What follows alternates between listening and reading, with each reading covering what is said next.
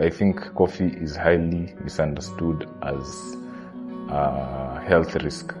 I take between 4 to 6 cups, 7, 8 cups a day. Ours are different because we can manipulate, we can craft exceptional coffees.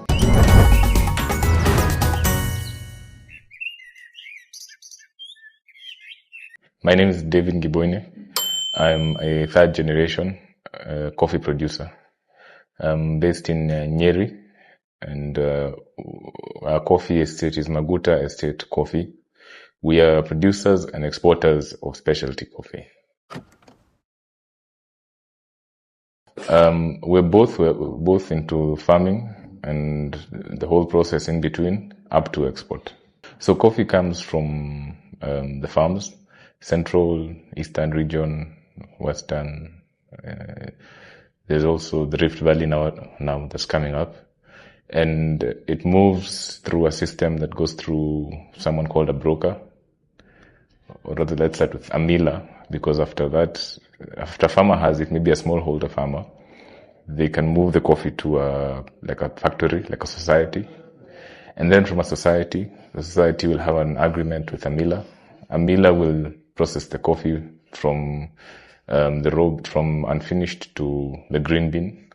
And then the miller will have an agreement with a broker to take the coffee either to the auction or to assist them to export the coffee.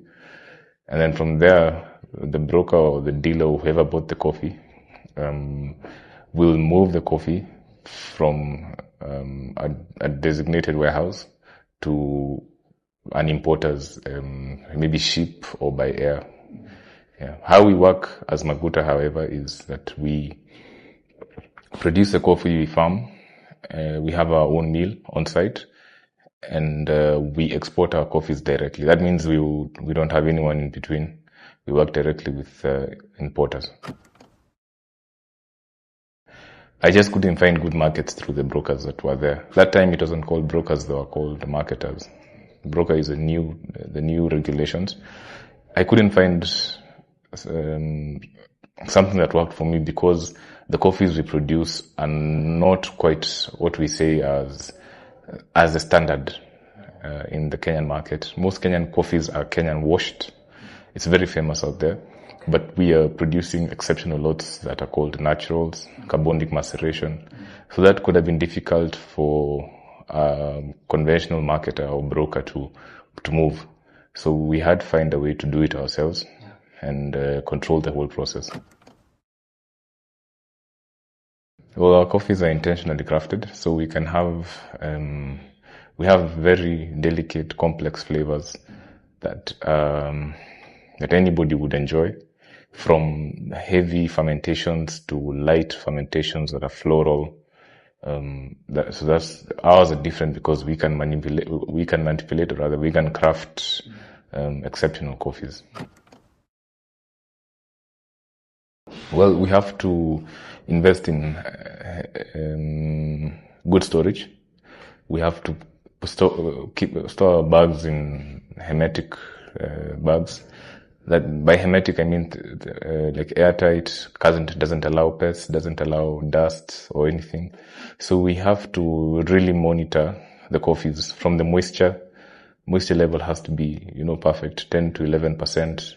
There are very many parameters that we use to ensure that our coffee remains within standard and will get to the client in good condition. So, coffee in Kenya is starting to grow. We can say the consumption of coffee in Kenya is becoming more conscious. People want to understand where the coffee is from, how it's farmed, the practices, and those are very important because there are some people would use chemicals that aren't safe for them as farmers, and also safe at the end of the day to the end user. So people are becoming more conscious on that, and I can say in Kenya we are happy to see that there's growth in terms of even supply, even demand of the requests I'm getting personally in our business is also increasing. Yeah, so I could say in Kenya it's growing, moving from maybe 95% export to 91% export. it's less export, but it means it's more consumption in Kenya, which is good. Well, the international market understands coffee. They can say their palate is more complex, it's more developed. So for a long time, Kenyan coffee has been in high demand internationally. Kenyan coffee is good quality. It's high in fruit flavor. It's high in complexity.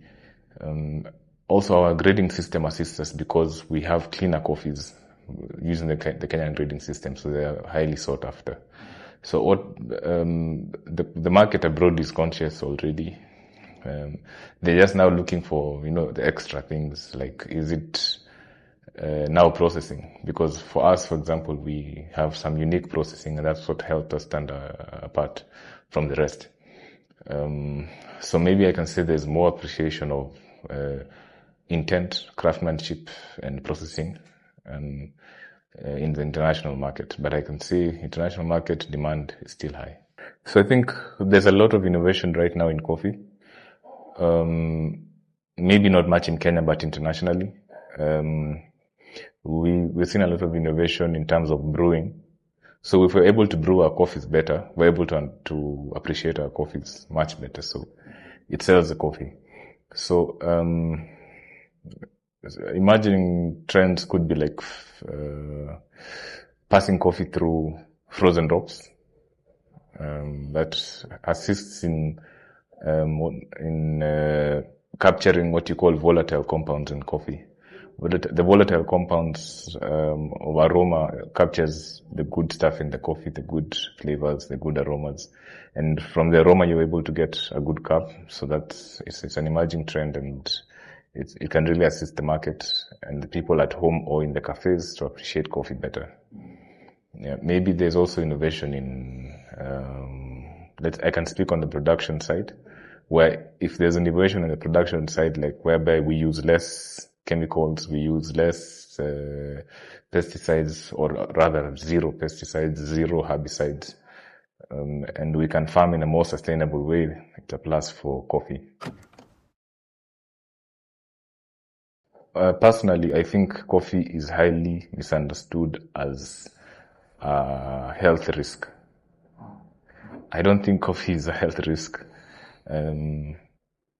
because if you have just, a sufficient amount of coffee per day, or even once in a while, honestly, I don't see any side effects. Personally, I take a lot of coffee. I wouldn't advise you to take the amount of coffee I take. I take between 4 to 6 cups, 7, 8 cups a day. But that's because I'm in the industry and I try to understand a lot more. So I think a misconception is that it's a health risk. If you're conscious about where you're sourcing your coffee from, it's good quality coffee, why not enjoy the coffee? The future is bright for Kenyan coffee. However, our production is dwindling. It's becoming lower and lower and lower. But for whoever will still remain in the market, who will still be resilient in the market, there's a bright future, because now coffee will take us places. That means we will manage to own our product, to sell our coffees for much higher premiums for those who will remain.